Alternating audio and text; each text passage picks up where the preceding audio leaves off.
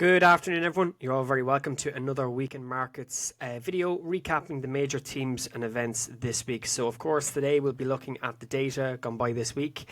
Of course, looking at some of the really strong fundamentals over the weekend, particularly with what's happening in Russia.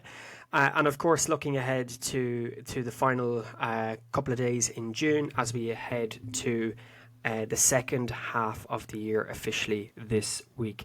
So I suppose first things first is recapping, I suppose, in the volatility we saw last week. Over the last couple of weeks, we've had a lot of data between inflation, between central bank meetings, between growth expectations, and we saw that edge and flow back and forth over the last 2 weeks as we approach the first half of the first 6 months of the trading year.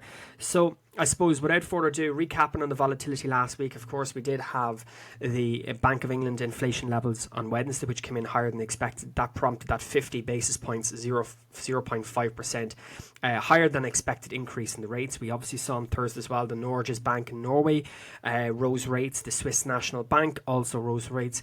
And we had some fairly tepid data in the US last week broadly as well, with some of the different lesser, shall we say, important data points coming out as well. So I suppose looking ahead, as I said, to the last few days this week, we do have more interest rate meetings this week. We do, of course, have Bank of Canada out on Tuesday.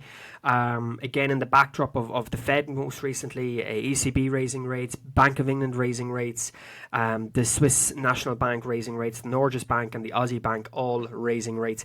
It'll be interesting to see with the CPI data in Canada this week, how will that impact upon the Bank of Canada's next rate meeting? Because, of course, we know that they were one of the first out of the gate with the Fed in terms of increasing its rates, but moreover, in the last, let's say, 3-4 weeks or so, 3-4 months, should I say, they've kind of somewhat altered their monetary policy to consecutive pauses. So it'll be interesting to see, do they want to try and keep up with the Fed, with the Bank of England, with the ECB in terms of raising its rates, or will we actually see that kind of depreciation against the Canadian dollar in the likes of the euro? So let's say, for example, the euro CAD, the pound CAD, and even like the likes of AUD CAD and Kiwi CAD as well. So worth keeping a very, very close eye on that this week. Now, of course, tomorrow there's really not too much in the wires. We only really have German business sentiment tomorrow morning. But other than that, really not too much out in the Asian market / European US markets on Monday. Yes, we do have some Treasury auctions, but broadly speaking, Monday, there's not too much of an economic data point. Now, the one thing I would say is about Monday's data, be very, very careful tonight as the markets open, because, of course, we've had the potential emergence of civil war in Russia with the Wagner Group and everything that's coming on in that, with Putin leaving Moscow as well and flying out to St. Petersburg to effectively get away from the turbulence that's taking place in Russia at the minute. It'll be very, very interesting to see how that develops.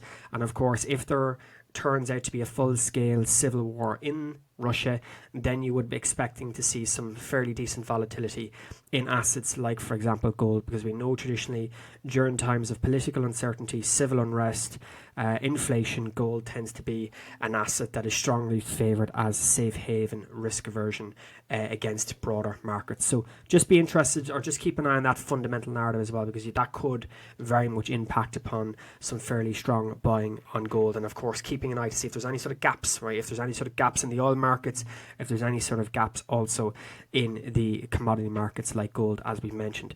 Now, moving across to Tuesday, we've mentioned, as I said, Bank of the BOC consumer price index obviously coming out in the broader CPI levels. So we know if you're trading Canadian dollar pairs, you know that, right, with inflation levels, if the data is higher than expected, that's generally a stronger additive to the currencies. So of course, let's say, for example, if the CPI data in Canada comes out at, let's say, 3.9% or 4%, that's going to be bullish for the Canadian dollar. Why? Because the Canadian inflation figures are higher than expected. So if you want to have a weaker currency in that location from a fundamental perspective, you need to have inflation data coming in lower than expected. That gives you that weakness, and ultimately the moves accordingly. If it's obviously stronger, higher than expected, then you see stronger moves in that market as well. So keep an eye on that one. Now, Tuesday, We do also have a number of data points coming out of the US. So, like, for example, new home sales, house price index, Case-Shiller price index.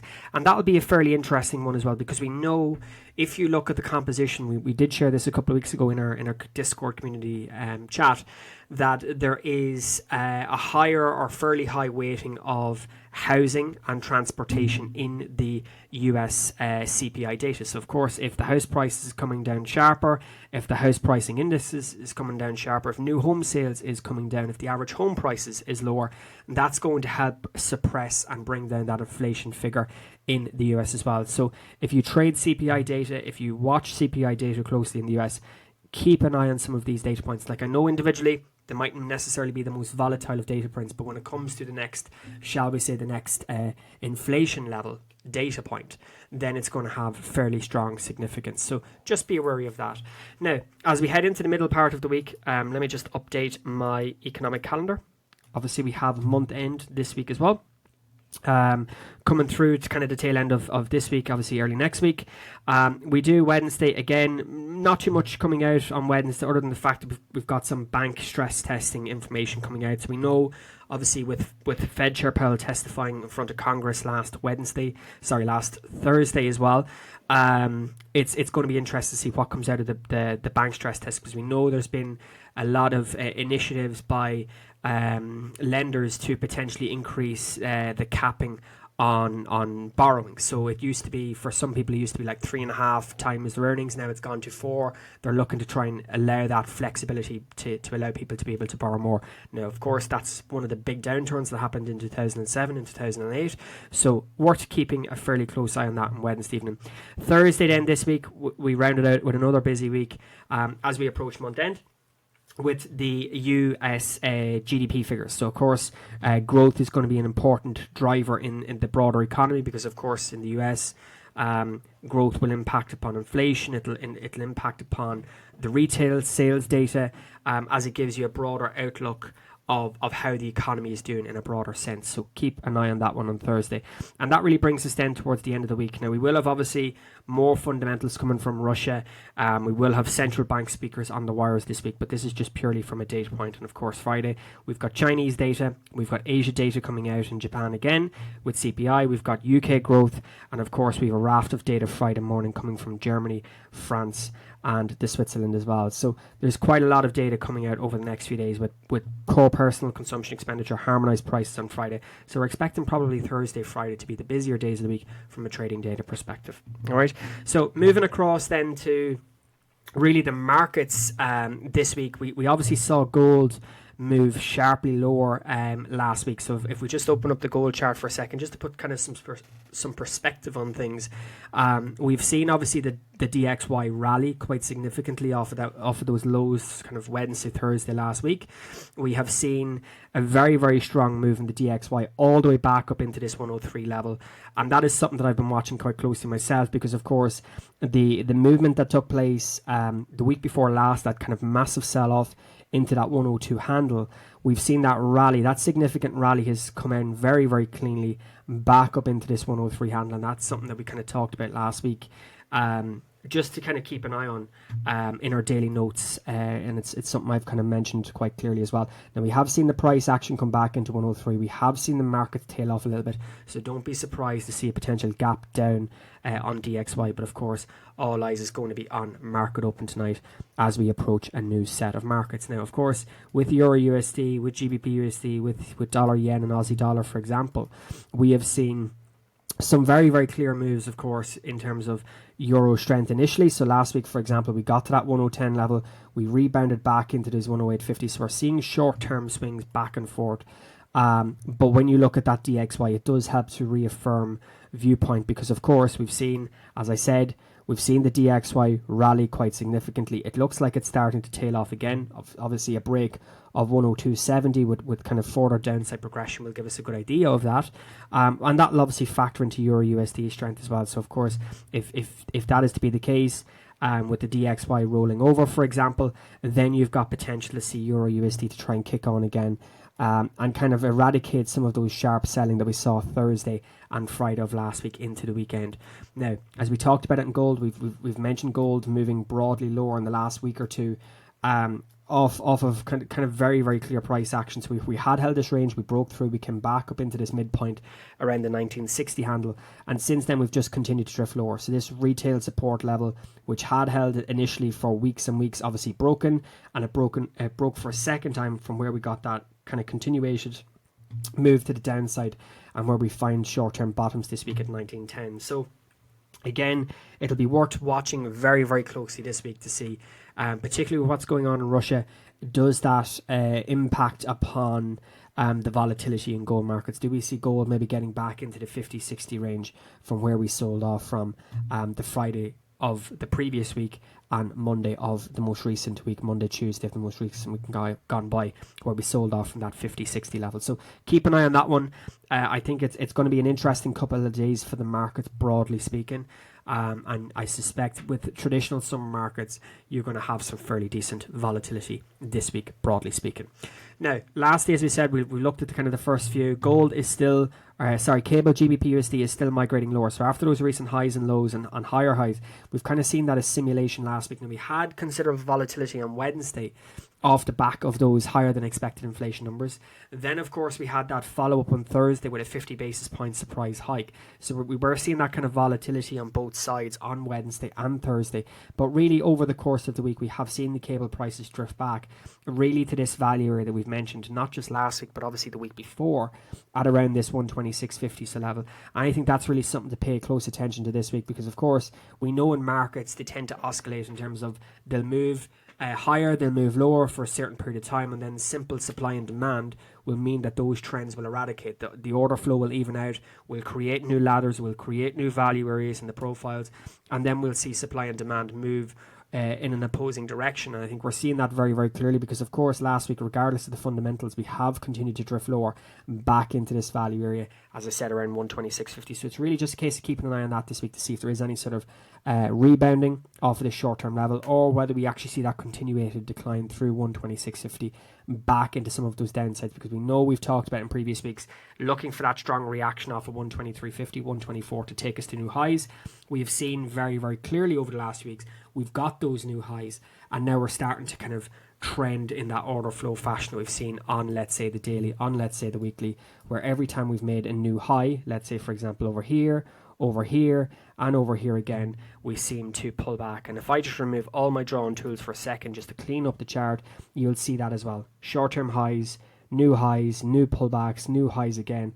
And all we're really doing is, from a fundamental perspective, is eradicating all of this bearish order flow, trending fundamental cycles that we saw through 2022, that massive decline in cable strength, favouring dollar strength, and now we're seeing that unwind where price action's working its way back up. And I've been a vocalist, particularly in euro dollar, potentially seeing, well, if the DXY trend continues to play out, particularly with these indices remaining fairly stable, there's no reason why we couldn't see Euro USD at 111, 112 potentially at the back end of the year, particularly as we said before, with that change in the fundamental bias between the European Central Bank being quite bullish, whereas the Fed now obviously looking to pivot.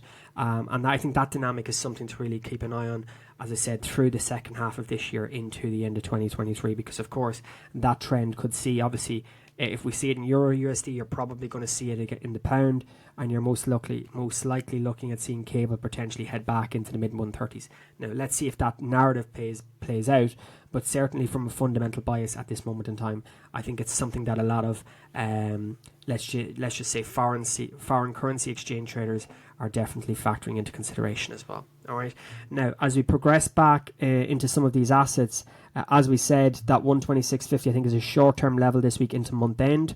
But I think if you're looking for the next great pullback, it's most likely going to come on a cycle retracement of some of these shorter term highs and lows, which really then you're looking at kind of 124.50, 125. But at this moment in time, we are holding above 127 into the weekly close. So let's see how the price action develops this week, and of course into month end as we approach the back end, of course. Dollar yen, this current trend is just continuing to play out. This movement back into 145, we've talked about it for the last number of weeks. We've been fairly vocal on it, really coming back up into this value area up here, where we had those kind of October, November highs, where we started to see that November sell-off. price action is aggressively making its way back up.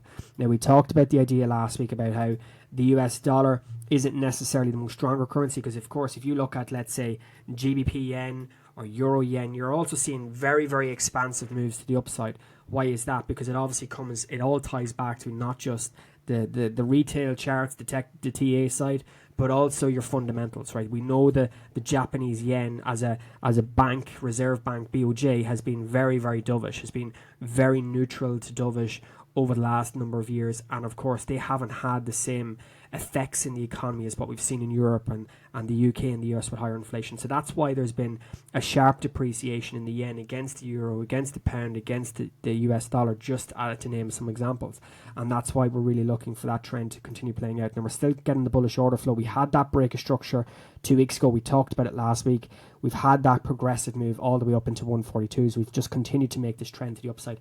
And that medium target that we've talked about 145 over the next, let's say, a couple of weeks, is very much on the radar. So worth waiting to see if there's any sort of reaction up here around the 145 level. At this moment in time, still very, very much bullish in that regard. And we posed this question here a couple of weeks back: weaker dollar, even weaker yen, could we see this trend continue? And that's something that we've obviously discussed in previous videos as well. All right. Now, as we round out the last of the FX markets, looking really at the Aussie dollar, because of course we know the Aussie dollar has been quite resilient. We know that they've had a recent rate hike in the last couple of weeks, which kind of fueled that June rally in the Aussie dollar. Now, if you look at the Aussie dollar in the previous months gone by, we've been fairly range bound between kind of 66 and 68, a 200 point range.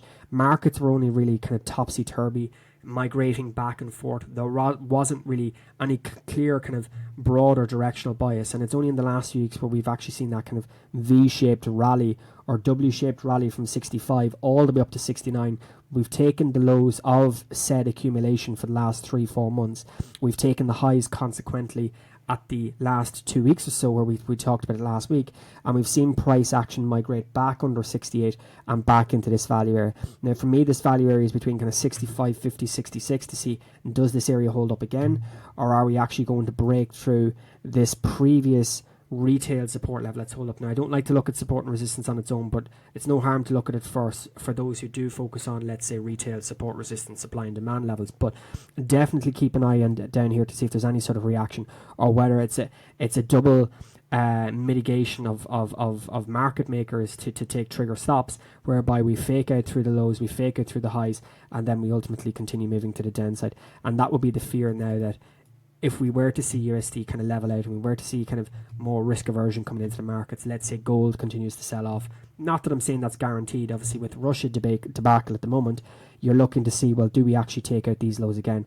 And for me, that 65, 50, 66 level should be very, very interesting level to watch this week to see whether that actually breaks. If that breaks, then you're looking to potentially see further selling coming into these markets, whereby you could maybe pinpoint and move into last October's year-end lows at 62, 62.50. So worth keeping an eye on that one. But I think this week's short-term 65.50, 66, I think 66 is a lovely area, so worth keeping out to see if there's any sort of reaction from there. And then really last to round out the indices this week, we have seen S&Ps and Nasdaq over the first, let's say, 3.5 weeks of the summer, 3 weeks of the summer. We saw the S&Ps, we saw the Nasdaq continue to migrate to the upside. We saw continuous cycle short-term highs, of which was very, very clear and very, very obvious. Now, if we look at the S&Ps first, just while this chart is loading, if we go back out to the higher time frame for a second, the S&Ps has had a fairly significant rally from not the last Fed meeting, but the March meeting, where we were 4,000, 4,050. We've had a very, very clear rally, 350 point rally in the indices. Why? Because there's been a less aggressive movement by the Fed. There's been a very, very clear market dynamic to want to buy indices over the, let's say, the first 3 months or first 3 weeks or so of June, and obviously the really the start of the summer season. But we're starting to see that migration now. So I'm not surprised now this week if we actually saw the Russia debacle, this potential civil war, actually be a narrative for this most recent pullback coming through. And I said it last week, I said it in the daily notes, that if we were to break 43.50 in the S&Ps this week or last week, you're really looking for that downside progression to really continue pulling back, whereby 41.50, 4200 probably becomes the most likely pullback, because all it's effectively doing is mitigating and pulling back against this aggressive trend that we saw play out in that 3.5 week period. So keep an eye on that 43.50. If you isolate the short-term price action obviously from last week, just tidying this up ever so slightly, you can kind of see that on the 1 hour, 4 hour price points, we're kind of holding up at this region here. So whether we hold up between 43.45, 43.65 is going to be the big question. But of course, if we're taking out these lows here, then you should see some fairly decent selling coming through. But that doesn't mean that we're not going to see gaps this weekend. That doesn't mean that we're not going to see gaps tonight with everything that's happening in Russia. So just be kind of wary of that. Market makers will use any catalyst, any sort of event to move the markets the way in which they want to move it. So you have to be able to recognize what's happening, being able to identify that this catalyst is probably going to be a fundamental narrative for the market makers, your liquidity providers, your citadels, and co, moving the markets the way in which they want to do it. Okay, so that's where we are in the S&Ps. Nasdaq as well, very, very similar type of move. Obviously in most recent weeks we've come all the way back up into this 15,250 level. Now this 15,250 level that I've actually drawn out is really the market highs from where we had in January and March of 2022, where we had that aggressive kind of phase sell-off through the course of 9 months in 2022, really from the December of 2021 into the autumn, October, November of 2022, where we had that kind of nearly 35% decline, where we've gone from 17,000, just underneath 17,000, all the way back into that 10,500 price point. Now, when we look at the NAS, similar to the S&Ps, it has just been on a complete runaway trend. Over the last 3 months, we've had like 50% movements up off its lows, off of very little fundamentals, right? Because we know that the inflation narrative is still pretty much in the economy. We know that growth is obviously not great. We know that real inflation in the households is still fairly high. We know household expenditure is obviously becoming quite constrained with higher rates. We know mortgage repayments and rental prices in properties is going up. We know home sale prices is coming down. And also at the same time, we are seeing indices rally quite significantly. And I think that's the broader point, is just to be aware of where we are in a real economy where we are from a market's perspective. And obviously the markets has rallied, as we said, from 12.5, 13,000 in March, from where we were here at not the most recent Fed meeting, but the one before that. And we've had a very, very clear rally. And it looks like now that if we were to break through this 14,750 level, this short-term consolidation zone, then we might actually start to see some meaningful retracements in the Nasdaq, in the likes of the S&Ps. So the 14,750 level is something I've been focusing very, very clearly on over the last couple of weeks. And this area here in the S&Ps obviously doing likewise, because of course what goes up must come down eventually. And when you've had a very, very, very aggressive trend like what we saw in April, in May, in June, in the likes of the NAS, in the S&Ps, you're going to see profit taking on those cycles. And you don't really want to be catching buying opportunities when the markets has rallied 20, 30, 40%, because most likely, as we know, the oscillation in price action will mean that what goes up will come back down, and you're going to get caught on the wrong side, and you're going to end up holding a bag of longs, shall we say, or a bag of buying opportunities, when the trend is actually mean reverting and is going back to some of those average value profile areas which has been contained over the last 3 months. So do keep an eye on that area this week. I think short-term price action, we're still very constrained between 750, 800 and the 250 level, but I do think if we were to break out of this daily range that's been created over the last, let's say, 2 weeks or so, then you're definitely looking at some fairly decent narratives of probably bearish fundamentals coming into the markets to reconcile with what the price action is actually telling us in the back end physically on the charts as well. And then lastly but not least, as we round out the Dow Jones and obviously the FTSE in the UK, we know obviously the Dow Jones has been less of an outlier, has been less of an outperformer in comparison to what we've seen in the S&Ps and the Nasdaq in not just in recent weeks but in recent months. Now we know the Dow Jones last week, or the weekend of last week, we did get to that 34,500 peak, which was up here around November highs, the January highs and the February highs of this year. Now, since then, since last week, and of course Friday in particular, we had that very, very strong breakthrough, that 33,914, 34,000 level. Now it's adjacent and similar to what we had here at the NAS, and it's very similar to what we have here in the S&P, but we can see as an outlier, the Dow Jones had outperformed the other two to the downside, whereby we broke through these two equivalent levels with a fairly strong selling close on Friday. And that, again, that's going back to the old adage of March and April, and even particularly June. We went from 32,500 on the Dow Jones all the way up to 34,500, only to unwind again. And it certainly looks at this point in time that if we can navigate a fairly bearish close on Monday, and then we're probably going to see further downside, which could potentially bring in another mean reversion back into undoing this daily trend that we saw through June, and really looking at price action potentially coming back to that 33,000 handle on Dow Jones. So keep an eye on that one from an analysis perspective, something worth just keeping an eye on. And of course, if you look at the order flow on the Dow Jones at the minute, from that break of 34,000, it's been fairly clear and obvious bearish at this minute in time. So unless we're getting a break of this order flow at this moment in time, the trend is very much your friend.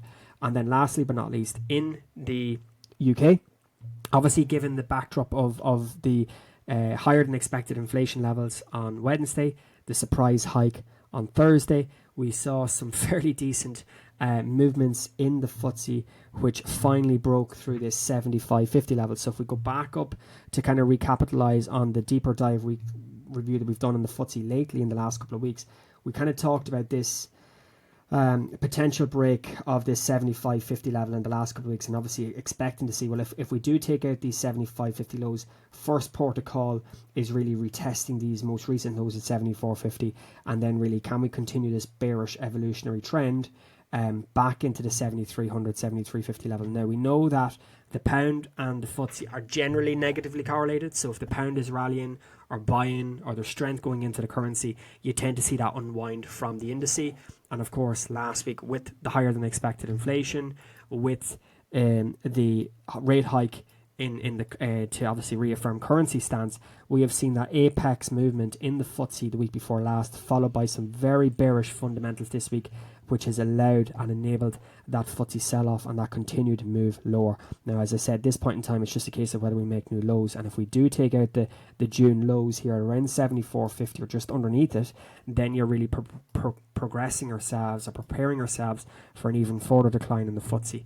Now, the other side point I would also quote on the FTSE is be wary of the fact that in March and April, when we had that really strong rally in Q1, we had a lot of FTSE divvies, right? We had a lot of dividends. We had Glencore and Rio Alto and all these other kind of related stocks, likes of your BP and your other energy related stocks. All of those divvies were contained within that first quarter, and that really helped to bring out some FTSE strength. But now at this moment in time, all of our FTSE's divvies are really done till the back end of the year, really till the autumn is the next set of them, and that's going to potentially bring in further potential declines for the FTSE over the next coming months. So I'm probably the most bearish on FTSE out of all of the indices, given that the FTSE has been a fairly strong outlier in compared to, let's say, traditional US markets or the European markets, which rallied from 25% declines last year all the way back into retesting and creating new all-time highs, and we saw that on Euro stocks